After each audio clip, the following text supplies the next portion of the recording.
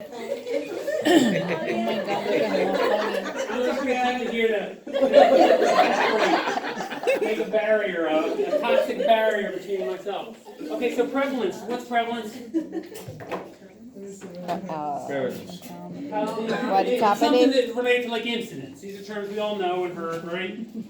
Prevalence is the, we said this is the prevalence rate, this is the incidence rate. What do we mean? The population How affected. Right, it's the amount of people who have a particular population that actually actively have it. On the other hand, an incidence would be the amount of new people coming in with this disease. Like new every disease has to have new people coming in. It probably means there's people checking out on the other end too.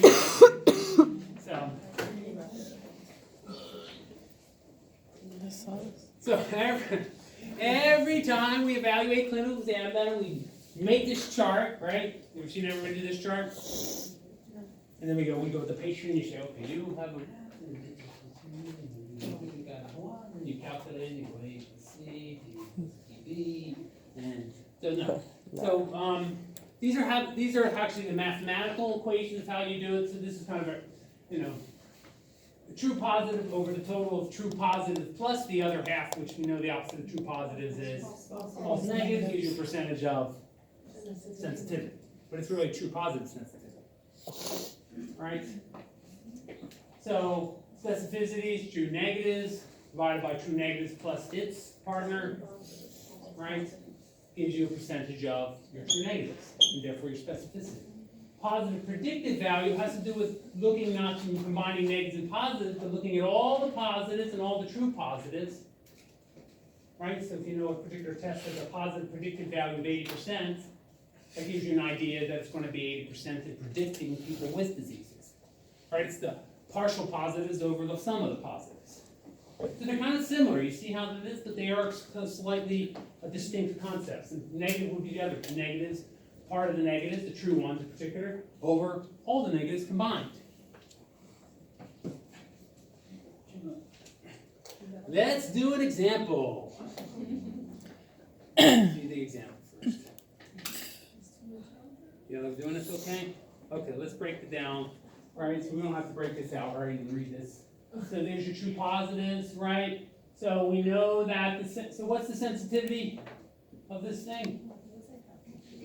Because it's 90 to true positives plus the, plus the false negatives, right? So true positives over the true positive plus the false negatives gives you 90% sense. Right? Usually you don't have to calculate these, right? You have to look at Right, they usually kind of come with the kit already. Right, so I really want you to know, but there's some value in helpfully understanding it because now you kind of like understand where the concepts come from. You ever got that, like when you go a little bit behind the scenes to understand how something works and maybe kind of helps make it deeper in you rather than just kind of following the cookbook or something like that, right? So, I don't know, maybe it's living hours, like you're cooking in your own kitchen, you actually do cooking versus just watching the cooking channel, right? The cooking channel, you go, I got how to make that. It's can't be that hard, right? But when you're actually in there, things are catching on fire, right? Grease is splattering everywhere, right? It's a grease fire, and you put water on it, and then you're, oh no, that's the wrong combination. I need that CO2 dust stuff. So, okay, so this is how you would do this, but understanding that here, you can have something 90% sensitive, but the positive predictive value is maybe only 53%, so they can vary. So I think that's the important kind of concepts, and you kind of should have an idea of how these formulas work for the purposes of testing in boards. With the idea is that you're going to forget them, but if you can very quickly kind of remember that, sensitives if you could just remember sensitivity and specificity, what they really are, then you can kind of figure out the rest very quickly, right? Sensitivity is your true positives. Right? Sensitivity is your percentage of your true negatives. And then you already know the other answers, going in the other directions. If a diagnostic study has a high sensitivity, this indicates a high percent of someone rang in? Which one was that who rang in? Who rang in for the buzzer?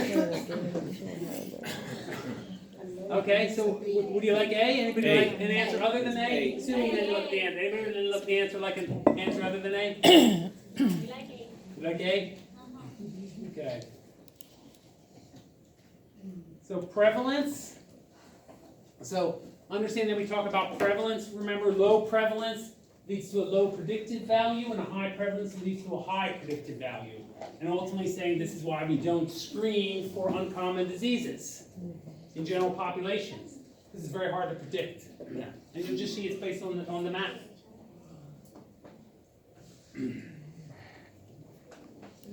So just look how having a small amount of people, a small population of prevalence, basically means that a small prevalence gives you a low amount of data points on there, and therefore makes it less generalizable. But look how the fact of a low generalizable with the number of people with the diseases, right?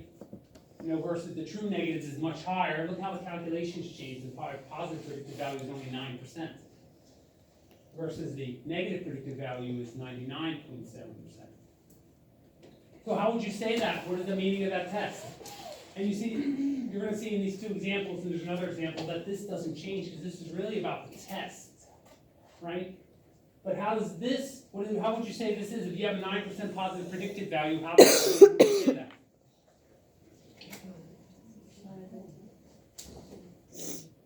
It means if you have a positive test, you have about a 9% chance of having this condition. Right? If you have a negative test, you have a... Yeah. So that's good. So in that regard, the negative is really valuable. Right? The negative is very good in particular. But remember, but ultimately the math in there, but it may look at sensitivity and specificity. We'll look at the second example. Let's think a high prevalence. You could run the calculations, and a higher, the sensitivity and specificity doesn't change. Right? So you may say there's value in this, but it really could be misleading in its ability to predict disease based on the fact that it's a rare disease.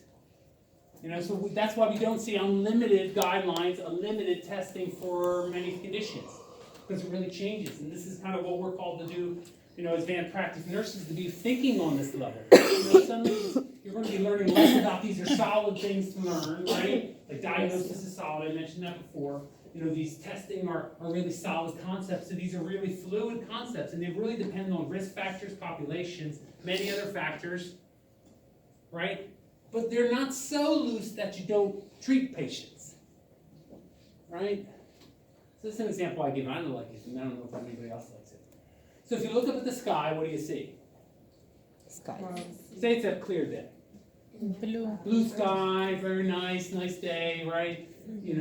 Very refreshing. You feel comfort in this, right? But what is that sky? Well, it's just the atmosphere and the way light reflects off of it, right? Like a spectrum. But what's beyond that?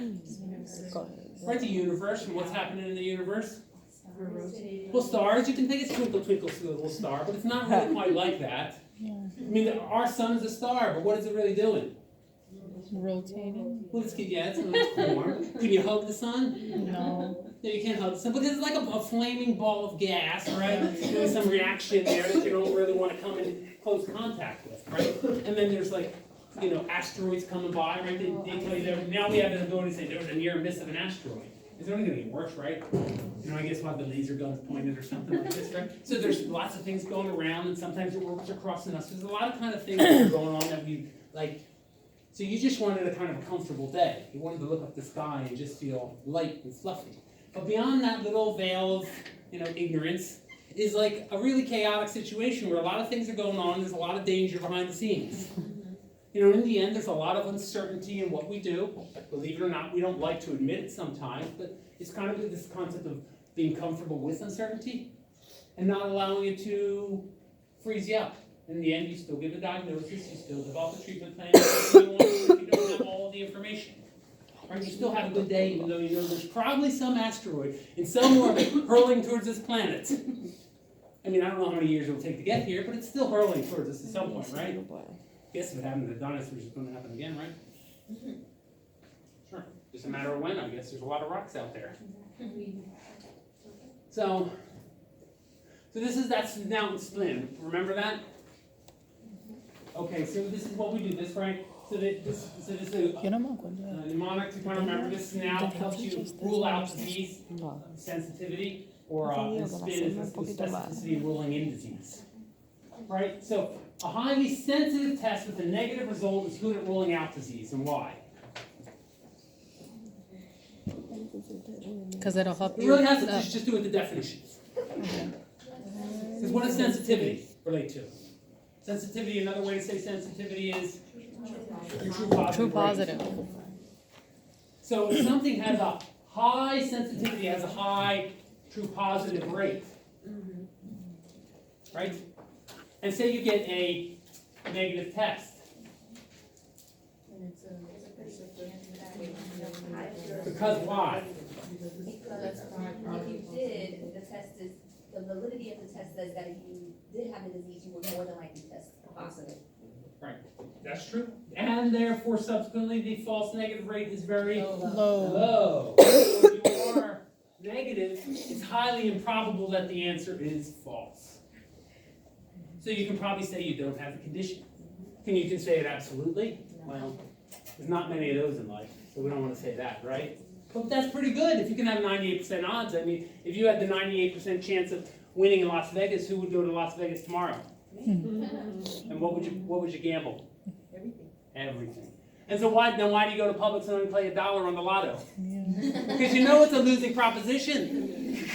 Because if you knew you were going to win, you'd put your house down and your mortgage, and you'd have to throw the kids on there too, right? And the soccer mom van, and say, "Come on, here I go," right? So that's what I saw a documentary. I don't gamble at all myself, but a documentary and these people who play blackjack. Blackjack is one of the only games you can shift probability in your favor. You have to count cards and stuff like that, right? Which is a pretty good talent. Outside of, I guess, casinos, it's kind of useless. But so they shift the favor into their favor by 51% to like 49%.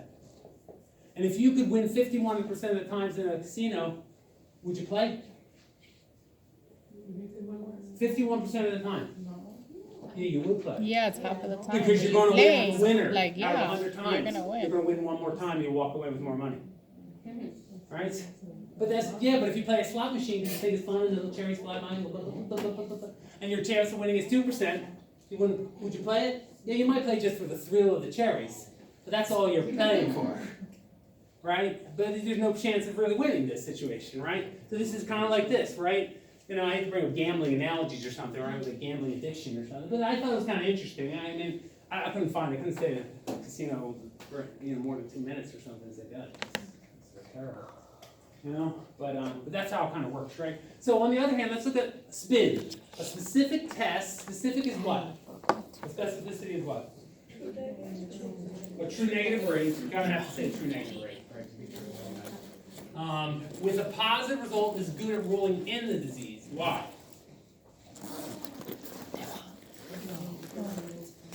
So it means a high specificity means it has a high true negative rate. For a low false positive. So it means if you were to get a positive result with a highly specific test, then what? The chances are that it's not false. That's real. Again, not absolute, but just the odds in your favor if it's 98 to 2%, right? I mean, if the odds are 98 to 2%, you should play as though the odds are in that favor. I mean, that's not, going back to the casino analogies, that's not how people play, right? Where people play lotto is like, oh, it's up to $6 billion. It doesn't increase your chances of winning at all, right? I mean, it's still a losing proposition, so people buy more tickets. So they don't play it like in any meaningful way. You'd be better putting that $6 towards your mortgage. I mean, it's a bigger payoff, right? You'd be paying 5% less interest on $6. So reliability. This slide is just down here for what the heck. Let's throw it in at the end. Right? Reliability is not validity. It's being able to hit the same areas, being able to test the same areas, even though you really want to measure the bullseye. Is that a question or just a stretch? Oh, yeah, stretch. Okay, good stretch. Anybody else need a stretch? Sure. Got a neck stretch. Yeah, stretch the arms. Breathe in. Come on, do it. Come on, why not? Breathe in, arms up. Breathe out. Down. Take a deep breath. Arms up. And down. Turn your, if you want to. One more time. Okay, shake them while they're up. How's it feel? It feel weird to have them up, right? Let me bring them back down. How was that? That wasn't bad, right? That was like a cheap coffee. So then we measure concepts of interrelated reliability. This is just to know that, different relators are grading for something in the same way or measuring in the same way, right? Like if Dr. Albua and myself are going to grade the quiz, if we grade, or you maybe have to have an assignment to hand in, and we use rubrics, even though we hate rubrics. It would be nice if it was like 1950 and I would just say, I gave you an F, why? Yeah, right? You didn't have to give reasons like you were the professor or something like that, and that was enough respect. You say, don't you disrespect me. I saw that as a video or something. It was an old physician one or something like that. It was like a 50s black and white one. The physician, he's in the typical stereotypical male, white coat, and he's going, you have this condition, and then the patient goes, but doctor, and he goes, don't you talk back to me. He was about to really wallop the guy. That was the time you could probably psh, and no judge you'd never be convicted for walloping your patient. Because it was worse to be a disrespecter of your doctor than to now it would be like abuse and I'd be in prison and so it's important that we measure, we do things like different statistics. Have you taken statistics yet? Yeah. Wow, but you're going to be taking something in your program? In my undergrad. You got to take it to get graduate level, right? Undergraduate. You should take a graduate Yeah, level. undergrad. Yeah, in some way, in a research class, some of these things. It will include some statistics. It may not be. If you probably go for your DMP, you'll get statistics, right? Statistics are your friends, right? I mean, Okay.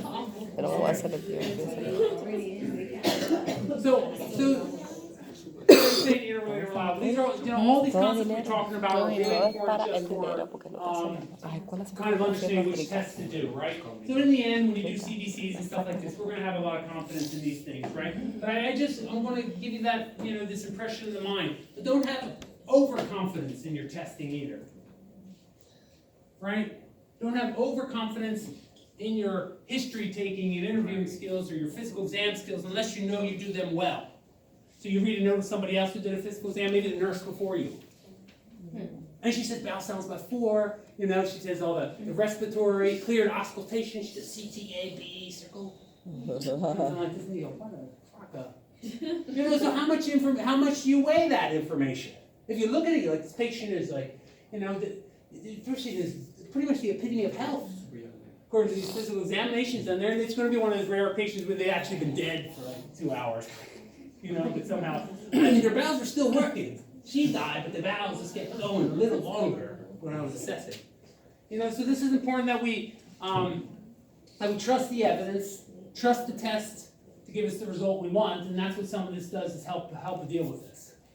All right, is that kind of making sense? Is there any of my analogies are they way off or they're kind of they feel right to me, but.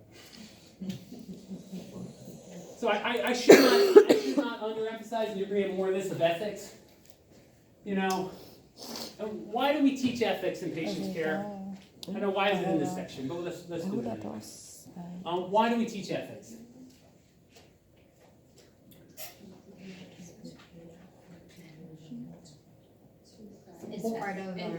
It's part of our code. That's probably not why we should learn it, right? That's a good reason, right? That's a good reason. If for no other reason you learn ethics, do it is because you're part of a profession. You don't have to think more than that.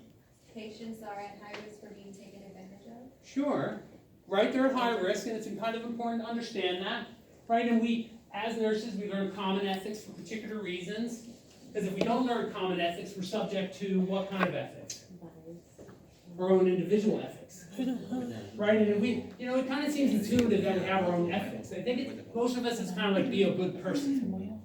Maybe you got a little better philosophy and you built it up a little bit more. You have a religion that tells you a little more spirituality or something. But mostly it's being good. Does anybody here not want to be good? That they just go for a different paradigm, like it's all about me, suckers. Okay, so we understand this, but we go through this because we know time and time again when we trust our individual ethics, you have these discussions that people are able to justify everything. When we research, we learn these things too. We know that, all those, we think of, right now, just because, in World War II, obviously Germany lost the war and Nazis, so we think Nazi and we hear the word and we go, right? We have this impression, right? Because we kind of learned that.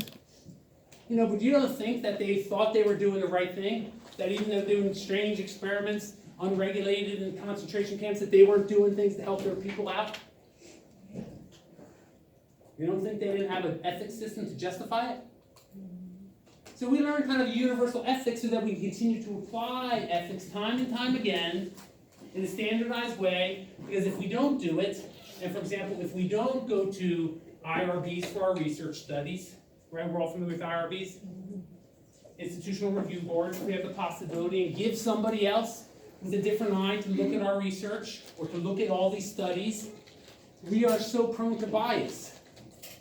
And of course, if I wrote for a grant, and all we're going to write for a grant, right? And then you get a letter, you know, in a week and says, congratulations, you've been approved. Who doesn't think their study is the best? Right? And we always think our study is the best, and we always think it's kind of perfectly ethical. Right? Here, tell me about this study. I won't say name, or I'll disguise them very secretly.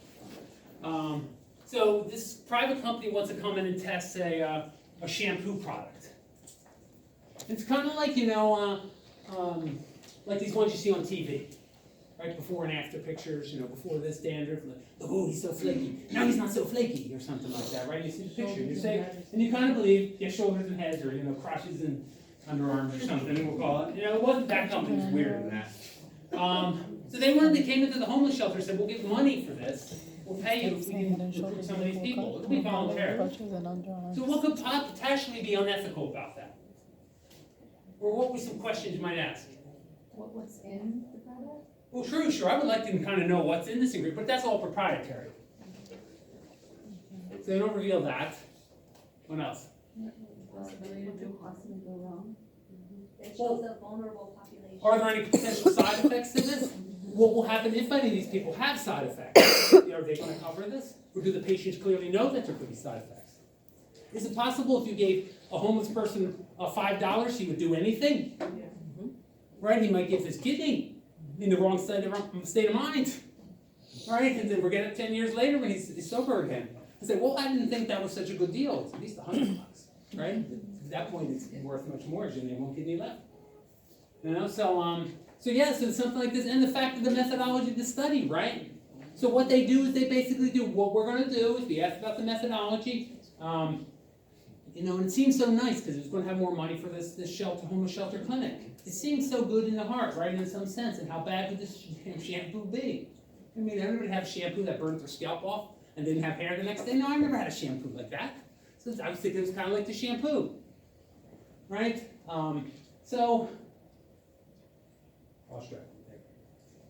What was the last point I was saying? The ethics. The ethics of it, right? So, the methodology, I was saying that. So the methodology of the study was, you know, and I'll give you one more tip. This is good going out with professional. If you're lost on something, should you look up or should you look down? What do people think more highly of? Look down. Up, down. Third tiebreaker. Stare him in the eyes. No, if you don't know, you don't stare him in the eyes. Look down. It makes you look more intelligent. I don't know. It's just, these are all just kind of how we're wired. I guess maybe people think you're looking up to God and you're saying for an answer. Dear God, help me. I forgot what I was saying. You know, so you look down, just more thoughtful, do something like that, right? It's kind of power positioning, right?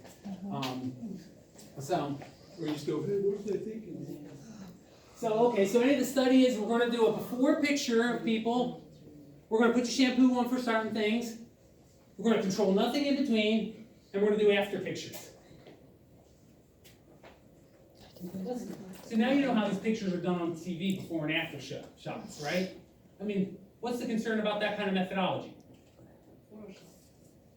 Let's assume they're not photoshopped. Yeah, right. You know, because this was actually like a hair growth or something like that, right? It was supposed to bring more hair in or something like that. Well, the fact is, okay, so what, they can style the hair?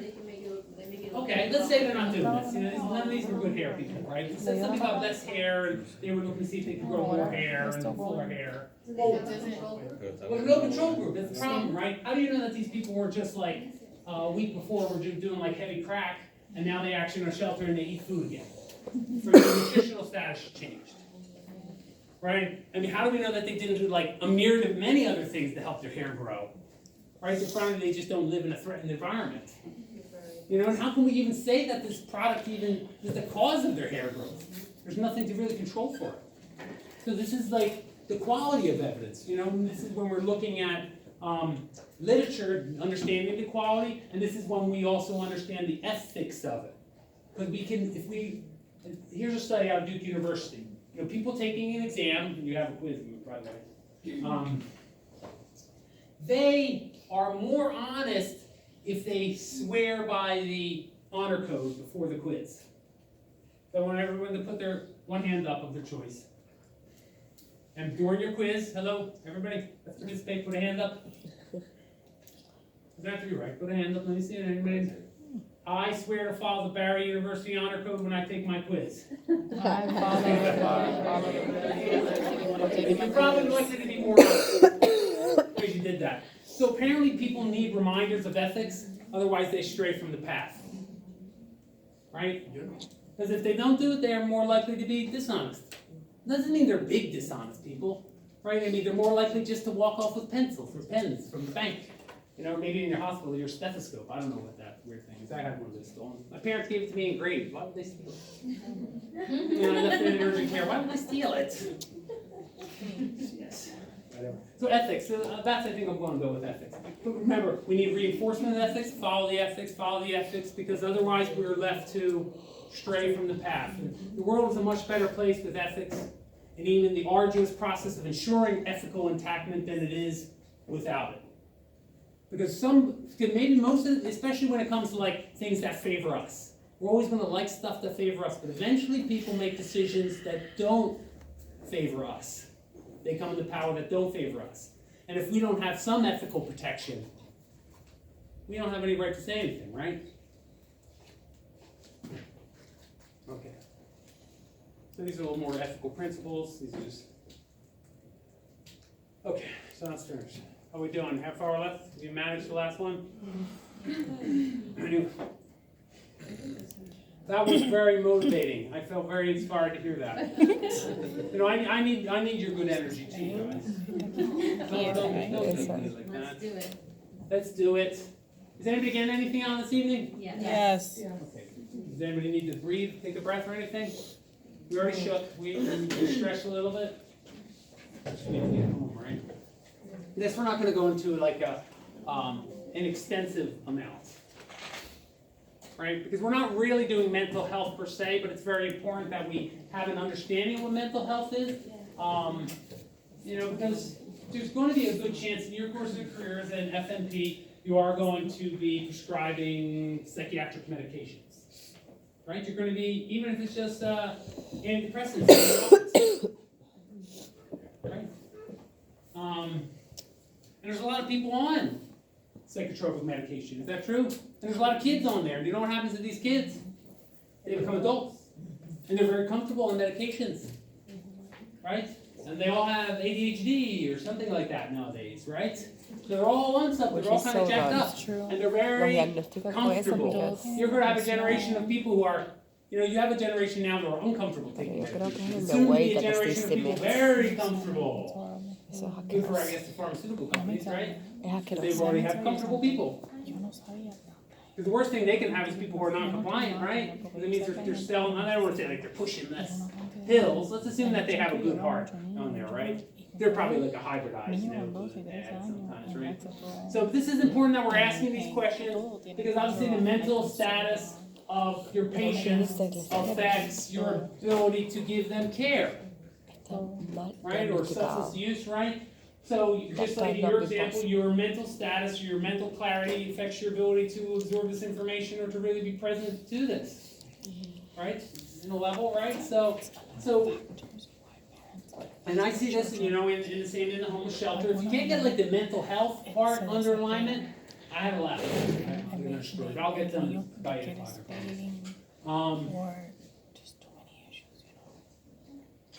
I mentor some of these guys there, right, with the men, and I would work, you know, this is a religious organization, obviously we're in a religious organization, and I was with a guy, and we had to do like paired interviews of our people.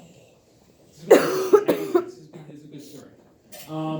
So we're interviewing this person, and and they're starting to tell a story like, oh man, I'm going to be a chemist, and then I'm going to do this with NASA. And I was thinking like, dude, man, this isn't going to happen in your life. Like I can kind of see this as like, I'm thinking let's focus on more manageable stuff. Like my goal is to brush my teeth every day, right? Like why don't we do that? Like why go for like a job at NASA? We're not there yet in our life. Let's just do the basics like hygiene, socks, and keeping them clean and stuff like this, and then we can build up. I don't have a problem with this.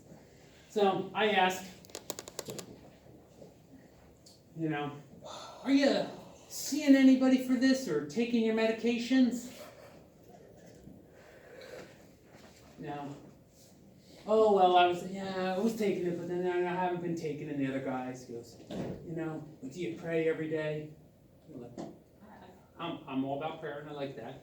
But I'm thinking like, yeah, but let's do it in relationship to the medication, right? Like I'm thinking like, you were coming from a different perspective, right?